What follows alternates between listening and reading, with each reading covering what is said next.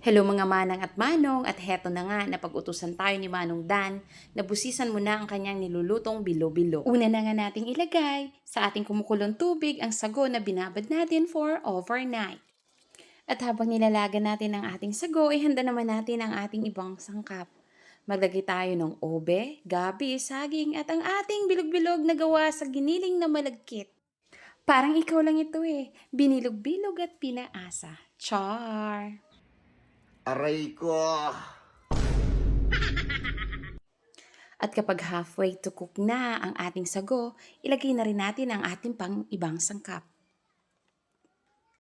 At ilagay na rin natin ang ating pangmalakasang bilog-bilog na magbibigay buhay sa ating bilo-bilo.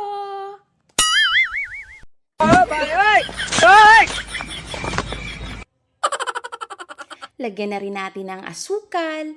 Mga 120 butil ang nilagay natin dyan.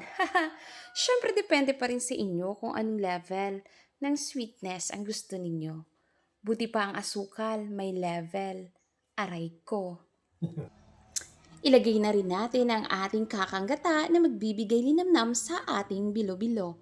At syempre, para maiwasang masunog ang ating bilo-bilo, tuloy-tuloy lang natin itong halo-haluin hanggang sa hindi natin namalayang bigla na lang rin siyang naglaho.